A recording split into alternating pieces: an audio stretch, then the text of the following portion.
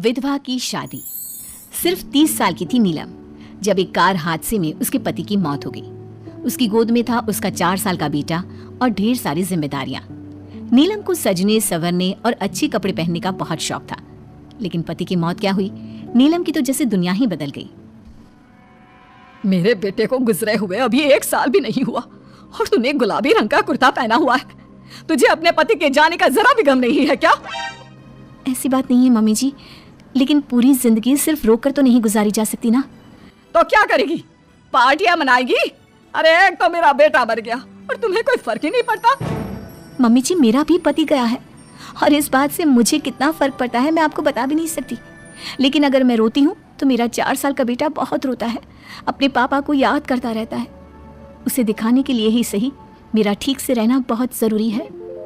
कुछ दिनों के बाद, मम्मी जी मैं नौकरी करना चाहती हूँ। लेकिन उसकी क्या जरूरत है?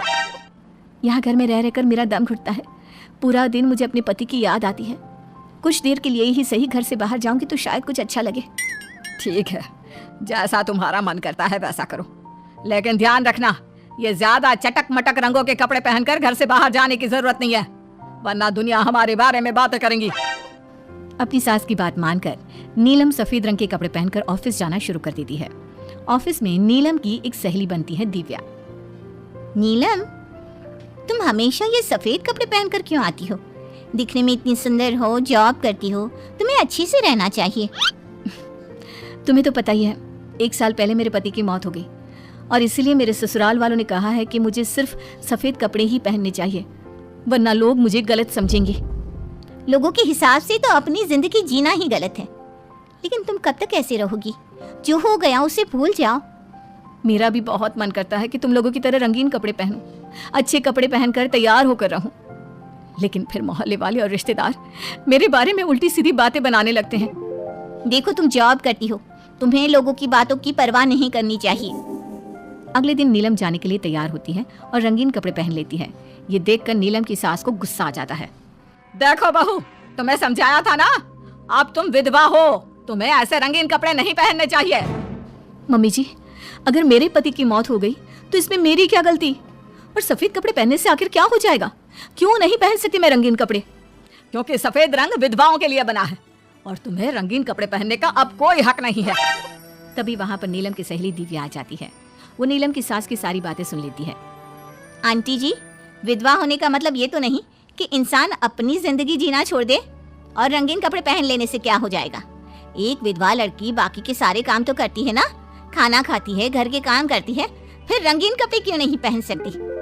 वो इसलिए ताकि विधवा होने के बाद किसी दूसरे आदमी की नजर में ना आए। अरे रंगीन कपड़े पहनेगी तो सुंदर लगेगी, फिर कल को आकर कहेगी मुझे दूसरी शादी करनी है, तब हम क्या करेंगे? हाँ तो ठीक है ना, इसमें गलत क्या है? एक विधवा को अपनी जिंदगी जीने का पूरा अधिकार होता है, नीलम को भी है। चलो नीलम, तुम यही कपड़े पहनकर मेरे साथ चलो। नीलम रंगीन कपड़े पहनकर अपनी सहेली दिव्या के साथ ऑफिस चली जाती है। कुछ इसी तरह दिन बीतने लगते हैं, लेकिन अब पति के जाने के बाद नीलम बहुत उदास रहने लगी थी। क्या बात है, तुम इतनी उदास क्यों रहती हो? देखो, नए दोस्त बनाने चाहिए, लोगों से बात करनी चाहिए। तुमने देखा ना कितनी मुश्किल से सफेद रंग के कपड़ों से मुक्ति मिली है, और अब रंगीन कपड़े पहनूंगी, दोस्त बनाऊंगी तो समाज मुझे वैसे ही जीने नहीं देगा। इस मामले में तुम्हें समाज की परवाह नहीं करनी चाहिए नीलम। लोगों का काम क्या है, बातें बनाना ही तो है। कुछ दिनों के बाद नीलम के ऑफिस में एक लड़का आता है। उसका नाम अमर था। वो धीरे धीरे नीलम को पसंद करने लगता है और एक दिन वो नीलम से कहता है, नीलम, तुम मुझे बहुत अच्छी लगती हो, मैं तुमसे शादी करना चाहता हूँ। लेकिन अमर, मैं एक विधवा हूँ और मेरा 4 साल का एक बच्चा भी है, मैं तुमसे शादी नहीं कर सकती। मुझे तुम्हारे विधवा होने से कोई फर्क नहीं पड़ता, मुझे तुम एक अच्छी इंसान लगी और इसीलिए मुझे तुमसे शादी करनी है। लेकिन मुझे मेरी फैमिली से इस बात की परमिशन कभी नहीं मिलेगी। तुम उसकी चिंता मत करो, मैं तुम्हारे घर आकर बात करूंगा। कुछ दिनों के बाद अमर नीलम के घर पहुंचता है। नमस्ते आंटी जी, मैं अमर हूँ, मैं आपकी बहू नीलम से शादी करना चाहता हूँ। मुझे तो पहले से पता था, पहले तूने विधवा वाला सफेद रंग छोड़कर ये रंग बिरंगी कपड़े पहनने शुरू किए और अब तेरा चक्कर भी चल रहा है। नहीं मम्मी जी, आप गलत समझ रही हैं, मैंने ऐसा कुछ नहीं किया। अगर ऐसा कुछ नहीं किया तो फिर कौन है ये लड़का, और यहाँ हमारे घर तेरे साथ शादी करने की बात करने क्यों आया है? आप नीलम को गलत समझ रही हैं, मैं नीलम को पसंद करता हूँ और उससे शादी करना चाहता हूँ। उसने मुझसे कभी ऐसा नहीं कहा। चले जाओ हमारे घर से। हमारे यहाँ पर विधवा बहुओं की शादियां नहीं करवाई जाती। समझ में आई बात? अमर वहां से चला जाता है और नीलम की सास उसे बहुत उल्टा सीधा सुनाती है। कुछ दिनों के बाद पड़ोस में एक शादी होती है। वहां पर सारी औरतें तैयार होकर आती हैं। नीलम की सास भी उसे वहां पर चलने के लिए कहती है। नीलम सफेद रंग के कपड़े पहनकर अपनी सास के साथ वहां पर जाती है, क्योंकि ऐसा उसकी सास ने कहा था। पर सारी औरतें काफी सुंदर तैयार होकर आई थी। देखो तो मेरी साड़ी का कलर कितना सुंदर है, तुम्हें पसंद आया? और ये देखो मेरे कंगन, पिछले महीने ही दिलवाए थे मेरे पति ने, कितना अच्छा डिजाइन है ना? अरे तुम्हारी मेहंदी तो दिखाओ, रंग तो बहुत सुंदर आया है।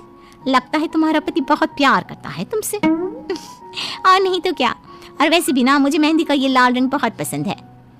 अरे जरा उधर तो देखो, ये नीलम वहाँ पर क्या कर रही है? हम सबके बीच में विधवा का क्या काम? अरे इसका यहाँ होना तो मनहूसियत है। इसकी सास को इतना भी नहीं पता कि इसे यहाँ नहीं लाना चाहिए था। ऐसे सफेद कपड़े पहनकर बैठी हुई है, दूर से पता चल रहा है कि उसका पति मर गया।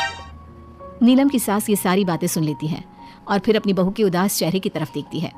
नीलम की सास को इस बात का एहसास होता है कि उसने अपनी बहू के साथ अच्छा नहीं किया। घर आने के बाद, नीलम, जरा मेरे पास आना बेटा। क्या हुआ मम्मी जी? मुझसे कोई गलती हुई है क्या? लो बेटा, बहुत सुंदर सुंदर और रंगीन साड़ियां हैं, ये सब तुम्हारे लिए। और सुनो, वो जो लड़का उस दिन घर आया था ना, क्या नाम था उसका? अमर। उसे कहना कि वो मुझसे आकर मिले। लेकिन अचानक क्या हुआ मम्मी जी? सब ठीक तो है ना? आप ये कपड़े मुझे क्यों दे रही हैं? और अमर से क्या काम है? बेटा, मेरे बेटे की मौत के बाद भी तुम मेरा इतना ख्याल रखती हो, नौकरी करती हो, पैसे कमाती हो। आज जब उस शादी में मैंने दूसरे लोगों की बातें सुनी, तब मुझे इस बात का एहसास हुआ कि विधवा होने के बाद भी तुम्हें जीने का अधिकार है। मम्मी जी मैं कुछ समझी नहीं। देखो बेटा, जो चला गया वो चला गया, लेकिन आज के बाद तुम रंगीन कपड़े पहनोगी, खुश होकर रहोगी। और हाँ, मैं खुद तुम्हारी शादी अमर के साथ करवाऊंगी। लेकिन मम्मी जी आप ये सब क्यों कर रही हैं? मैं तो आपके कहने पर सफेद कपड़े पहनकर शादी में गई थी। वही तो बेटा, मुझे अच्छा नहीं लगा। और ऐसा तो किसी किताब में नहीं लिखा कि विधवा होने के बाद एक लड़की को सिर्फ सफेद कपड़े पहनने चाहिए। अगर तुम ससुराल में रहकर अपनी जिम्मेदारी उठा सकती हो, तो फिर अपनी जिंदगी में सारी खुशियों पर भी तुम्हारा अधिकार है। नाचने वाली से शादी। दिनेश एक बार अपने दोस्त अमर की शादी में उसके गांव गया। दिनेश और उसके दोस्त शादी में जमकर मजे कर रहे थे। अमर की शादी में एक नाचने वाली लड़की भी आई थी, जिसका नाम था अमृता। उसका नाच देखकर वो लड़की दिनेश को बहुत पसंद आ जाती है। जब वो लड़की शादी में डांस करके वहां से जाने लगती है, तो दिनेश उसके पास जाता है। देखो, तुम मुझे बहुत पसंद हो, तुम बहुत अच्छा डांस करती हो। जी शुक्रिया, डांस की बात तो सही है, लेकिन आप मुझे पसंद करते हैं, ये बात समझ में नहीं आई। इसमें समझना कैसा? मैं तुमसे शादी करना चाहता हूँ। हाँ, आपको पता नहीं क्या, मैं नाचने वाली हूँ और हम जैसी लड़कियों से कोई शादी नहीं करता। बहुत लड़के आते हैं तुम्हारी तरह बातें बनाने वाले, शादी के प्रपोजल्स लेकर लेकिन शादी कोई नहीं करता। कौन करेगा मुझसे शादी? मैं सच कह रहा हूँ, मैं सच में तुम्हें बहुत पसंद करता हूँ और तुमसे शादी करना चाहता हूँ। मुझे तुम्हारी बात पर बिल्कुल भरोसा नहीं। अगर तुम सच में मुझसे शादी करना चाहते हो तो अपने माँ बाप को साथ में लेकर आना। मैं तुम्हें यहीं इसी गांव में मिलूंगी, ये मेरा पता है। शादी होने के बाद दिनेश अपने घर लौट आता है। अपनी माँ के पास जाकर कहता है, माँ, मैं अमृता नाम की एक लड़की को बहुत पसंद करता हूँ, उससे शादी करना चाहता हूँ। अरे बेटा, लेकिन ये अमृता है कौन? किसकी बेटी है? कैसा घर बार है, कुछ बताओ भी, बस सीधे आकर शादी की बात कर रहे हो। वो क्या है ना, वो लड़की एक नाचने वाली लड़की है। मेरे दोस्त अमर की शादी में मैंने उसे नाचते हुए देखा था। क्या? नाचने वाली लड़की? नहीं नहीं नहीं, नाचने वाली लड़की को हम अपने घर की बहू नहीं बना सकते। लेकिन माँ, मैंने उससे वादा किया है, मैं उसी से शादी करूंगा। वादा करने से पहले अपने माँ बाप से पूछना जरूरी नहीं समझा? किसी भी नाचने वाली को ऐसे शादी का वादा करके चले आए। लेकिन पापा, एक बार आप उससे मिल तो लीजिए, क्या पता आपको भी वो पसंद आ जाए। दिनेश के माँ और पापा दिनेश और अमृता की शादी के लिए तैयार नहीं होते। एक दिन दिनेश के मम्मी पापा अपने गांव से बाहर कहीं जा रहे होते हैं, तभी अचानक से एक गाड़ी वाला दिनेश के पापा के स्कूटर को टक्कर मारकर चला जाता है। दिनेश के मम्मी और पापा दोनों सड़क पर घायल होकर गिर जाते हैं। तभी वहाँ अमृता आती है।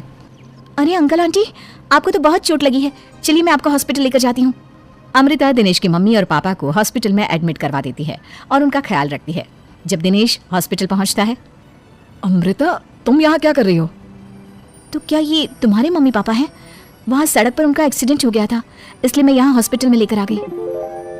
क्या ये वही लड़की है बेटा जो तुम्हें पसंद थी? हाँ माँ, यही तो है अमृता जिसके बारे में मैंने आपसे बात की थी। हमारी सोच गलत थी। ये लड़की तो बहुत अच्छी है और हम तुम्हारी इससे शादी करवाने के लिए अब बिल्कुल तैयार हैं। उसके बाद दिनेश और अमृता की शादी हो जाती है। अमृता एक नाचने वाली थी और इसलिए वो किसी भी तरह की आवाज पर नाचना शुरू कर देती। एक दिन जब वो किचन में खाना बनाते वक्त झूम झूम कर नाच रही थी। अरे बहू, तुम यहाँ किचन में खड़ी होकर डांस क्यों कर रही हो? यहाँ कौन सा गाना बज रहा है? मम्मी जी, वो कुकर की सीटी का म्यूजिक है ना, बस उसी पर डांस कर रही थी। आप भी सुनिए ना, कितना अच्छा म्यूजिक है। अरे आप कुकर की सीटी पर कौन डांस करता है? अजीब नाचने वाली बहू मिली है। माना दिल की अच्छी है लेकिन कुकर की सीटी पर भी नाचती है। भगवान भला करे। कुछ दिनों बाद दिनेश के पड़ोस वाले घर में कंस्ट्रक्शन का काम चल रहा था और सारा दिन मजदूरों के हथौड़े चलाने की आवाज आती रहती। उस आवाज की वजह से अमृता घर का सारा काम छोड़कर डांस करती रहती। ये देखकर दिनेश के पापा कहते हैं, बेटा तुम नाचने वाली बहू तो ले आए, लेकिन ये तो हथौड़ों की आवाज पर भी डांस करती है। और बेटा अपने घर का काम बिल्कुल छोड़ दिया है। सारा दिन बस मजदूरों के औजारों की आवाज पर डांस करती रहती है। कल मैंने एक गिलास पानी मांगा था तो मुझसे कहती है, पापा बाद में देती हूँ, अभी तो डांस कर रही हूँ मैं, डिस्टर्ब मत करो। माँ पापा आपकी बात सही है। अमृता के ऊपर तो डांस करने का नशा कुछ ज्यादा ही सवार हो गया है। लगता है इसके पुराने काम का भूत इसके सिर में फिर से घुस गया है। अरे लेकिन बेटा हम क्या करें? अब ये पूरा दिन इसी तरह नाचती रहेगी तो कुछ अजीब नहीं लगेगा? एक दिन दिनेश और उसका परिवार जंगल में पिकनिक मनाने जाने का प्लान करता है। दिनेश, उसकी पत्नी अमृता और माँ बाप चारों मिलकर जंगल में पिकनिक मनाने पहुंच जाते हैं। लेकिन तभी वहां पर जंगल के लोग उन्हें घेर लेते हैं। अरे क्या मुसीबत है ये? कौन है ये लोग? ये तो हमें जिंदा जलाकर खा जाएंगे। अब हमें कौन बचाएगा? सही कहती हूँ माँ, ये तो जंगली लोग हैं, ये हमें जिंदा नहीं छोड़ने वाले। अरे डरने से बेहतर होगा कि हम अपने आप को बचाने का कोई उपाय सोचें। तुम्हारा क्या है? तुम तो नाचने लग जाओगी। तुम्हारा दिमाग भी काम करता है और तुम्हारे तो पैर भी काम करते हैं। अरे माँ, ये लड़ने का वक्त नहीं है, हमें कुछ सोचना पड़ेगा। अब सोचने से कुछ नहीं होने वाला। ये जंगल के लोग हमें पका कर खा जाएंगे। वो जंगली लोग दिनेश और उसके परिवार के हाथ पैर बांधकर उन्हें मारने की तैयारी करने लगते हैं। लेकिन उससे पहले वो आग जलाकर जोर शोर से नाचते हैं। उन्हें नाचता देखकर अमृता के अंदर की नर्तकी भी बाहर आ जाती है और वो पेड़ से बंधे बंधे ही जोर जोर से अपने पैरों से ठुमके लगाने लगती है। तभी एक जंगली बोल पड़ता है, लड़के तुम यहाँ पेड़ से बंधे बंधे क्यों नाच रही हो? क्योंकि मुझे तुम जंगलियों से ज्यादा अच्छा डांस करना आता है। अरे जाओ जाओ, हम जितनी तेज डांस करते हैं उतना तो तुम कर ही नहीं सकती। लगा लो शर्त। अच्छा ठीक है, लगी शर्त। अगर तुमने हमसे ज्यादा अच्छा और तेज डांस किया तो हम तुम्हारे परिवार को जिंदा छोड़ देंगे। और अगर तुम हार गई तो हम तुम सबको जिंदा जलाकर खा जाएंगे। अच्छा ठीक है, मुझे तुम्हारी शर्त मंजूर है। अब बजाओ तुम्हारा जंगली ढोल, देखते हैं कौन कितना डांस करता है। वो जंगली लोग जोर जोर से ढोल बजाकर नाचना शुरू कर देते हैं। दिनेश और उसका परिवार उनके नाच की स्पीड देखकर दंग रह जाता है। अमृता भी उनके साथ बराबर से नाचने की कोशिश कर रही थी। धीरे धीरे अमृता ने अपने डांस की स्पीड को कम कर दिया। क्या हुआ, हवा निकल गई तुम्हारी? बढ़िया ही हमसे जीतने वाली। बस 1 मिनट रुक जाओ, तुमको तो मैं अभी बताती हूँ। अब तक अमृता धीरे धीरे नाच रही थी ताकि वो सारे जंगली थक जाए और अमृता बाद में जोर जोर से डांस करके उन्हें हरा दे। और ऐसा ही हुआ। अमृता ने अब तेज स्पीड से नाचना शुरू कर दिया। सारे जंगली अब तक थक चुके थे। देखा, अब पता चला कौन ज्यादा अच्छा और तेज नाच सकता है। हाँ, तुम ही हमसे ज्यादा अच्छा और तेज डांस करती हो। हमने मान लिया, बहुत थक गए, बस भी करो। अरे अभी कहाँ से बस करो, तुम कहो तो मैं दिन रात लगातार नाच सकती हूँ। हम तुम्हारे आगे हार मानते हैं, तुम अपने परिवार को लेकर यहाँ से चली जाओ। देखा माँ, आज नाचने वाली बहू ने हम सबकी जान बचा ली। आपको हमारी ये कहानी पसंद आई होगी। कृपया हमारे चैनल को सब्सक्राइब करें और सभी अपडेट्स के लिए बेल आइकन जरूर क्लिक करें। और हाँ, वीडियो लाइक और शेयर करना मत भूलिएगा। Bye bye.